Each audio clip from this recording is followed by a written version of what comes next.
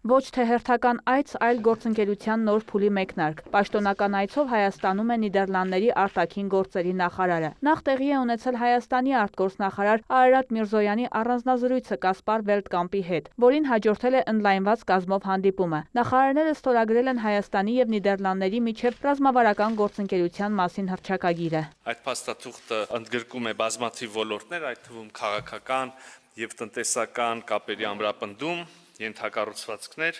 կիբեռանվտանգության ոլորտում համագործակցության խորացում, ներառյալ պայքար հիբրիդային վտանգների սպառնալիքների դեմ, ժողովրդավարական ինստիտուտների ամրապնդում, արդարադատության վիրավունքի գերակայության խթանում եւ վերջինը թերևս նշեմ, բայց ոչ նվազ կարևորը մարդկանց միջև շփումները։ Ստորագրելով փաստաթուղթը եւս մեկ անգամ ամրապնդում ենք քաղաքական եւ տնտեսական կապերը, վերահաստատում հիմնաքարային սկզբունքները։ Իդեպ Նիդերլանդներն այսպիսի փաստաթուղթ հաճախ չի ստորագրում։ Իսկապես սա ցույց է տալիս այն նվիրումը, որ մենք ունենք Հայաստանի հանդեպ։ Այն մեր կապերի մասին է խոսում։ Հարավային Կովկասում խաղաղության ու կայունության հաստատման ուղղությամբ շարունակական ջանքերի գործադրումը փաստաթղթի կարևոր դրույթներից է։ Նախարարները ներկայացրել են նաև քննարկումները կապված Հայաստան-Եվրամիություն գործակցության օրակարգի հետ։ Խաղաղություն, որը հիմնված կլինի ինքնիշխանության, տարածքային ամբողջականության, ուժի եւ ուժի սպառնալիքի չկիրառման եւ միջազգայինորեն ճանաչված սահմանների անկախտելիության սկզբունքների վրա, նաեւ ուշադրություն է դարձված առանձին ուշադրություն է հատկացված տարածաշրջանային եւ միջազգային առևտրի ու տրանսպորտային հաղորդակցությունների խթանման թեմային,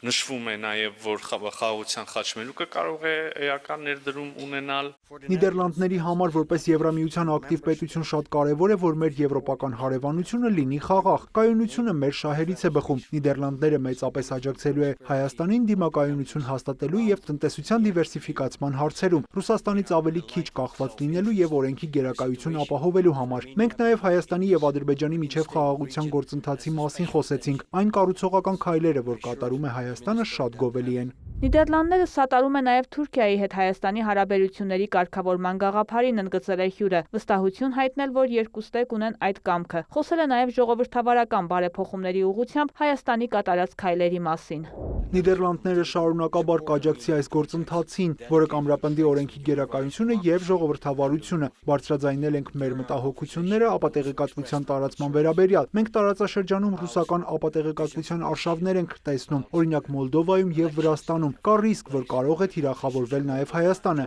Ձգտում են վնասել Հայաստանի եւ Ուկրաինայի, այլ երկրների հետ Հայաստանի հարաբերությունները, նաեւ լարվածություն հրահրել Հայաստանի եւ Ադրբեջանի միջև։ Մենք չենք խուսափել նաեւ մեր տարածաշրջանային հարցերը քննարկելուց, ներկայացրել եմ Հայաստանի Հանրապետության խաղաղության օրակարգը, երկխոսությունը մեր հարևանների հետ, Թուրքիայի հետ, Ադրբեջանի հետ բանակցային գործընթացը, նշել եմ նաև, որ համապատասխան կառուցողական վերաբերմունքի դեպքում մենք կարող ենք մոտ ապագայում շոշափելի հաջողություններ ունենալ այս ուղղություններով։ Շարունակելով տարածաշրջանային համագործակցության թեման, լրագրողները հարց են ուղղել Արարատ Միրզոյանին Ադրբեջանի հետ խաղաղության գործընթացի շուրջ բանակցությունների ընթացքի մասին։ Եթե խաղաղության պայմանագիրը դեռ չի ստորագրվել, արդյոք սա նշանակում է, որ Հայաստանի դիրքորոշման մեջ փոփոխություն է եղել։ Արդյոք հայկական կողմը համաձայն է հետ քաշել միջազգային դատարաններից Ադրբեջանի դեմ հայցերը նախքան խաղաղության պայմանագրի ստորագրումը։ Այո, մենք քննարկում ենք նաև այնպիսի դրույթներ, ինչպիսիք են օրինակ Հայաստան-Ադրբեջան միջպետական սահմանին երրորդ կողմերի ուժերի բացառումը, այո, մենք քննարկում ենք միմյանց նկատմամբ միջազգային իրավական հարթակներում վեճերից, հայցերից, գանգատներից հրաժարումը, եւ եթե համաձայնվեցվի, ստորագրվի եւ մտնի ուժի մեջ, այս կետերը, ինչպես եւ մնացած բոլոր կետերը, ենթակա են պարտադիր կատարման։ Մոտեցումները համապատասխանում են Հայաստանի արդի մարտահրավերներին, խաղաղության օրակարգին եւ Հայաստանի շահերին, ընդգծել է Միրզոյանը։ Ադրբեջանում հայ գերիների նկատմամբ վարվող շինծու դատավարության, նրանց խոշտանգումների եւ Եվրամիության դիրքորոշման վերաբերյալ հարցին Նիդերլանդների արտաքին գործերի նախարարն է պատասխանել։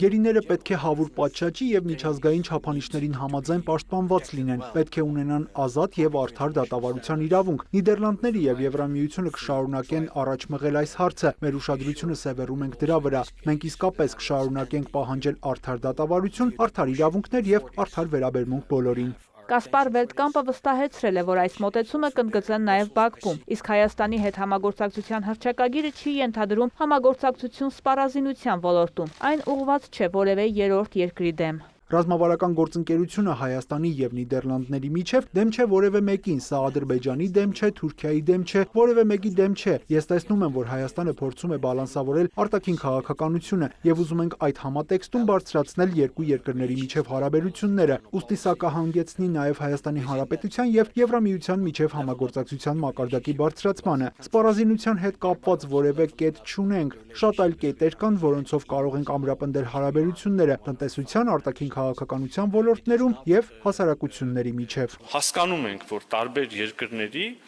տարբեր գործընկերություններ կարող են դուրս չգալ, կարող են հիասթափությունների առիթ դառնալ գուցե, բայց մենք փորձում ենք բացատրել, որ մենք առաջնորդվում ենք Հայաստանի Հանրապետության շահով, մեր որևէ գործընկերություն ուղղված չէ երրորդ երկրի դեմ։ Հայաստանը եւս չի կարող զերծ մնալ աշխարհում տեղի ունեցող իրադարձություններից։ Դրանք ազդեցություն կարող են ունենալ տարածաշրջանի զարգացումների վրա, սակայն մեր երկիրը պատրաստ է գործադրել բոլոր ջանքերը եւ փակել թշնամանքի էջը Հարավային Կովկասում, շեշտել է Միրզոյանը։ Վարդուհի Արզումանյան, լուրեր։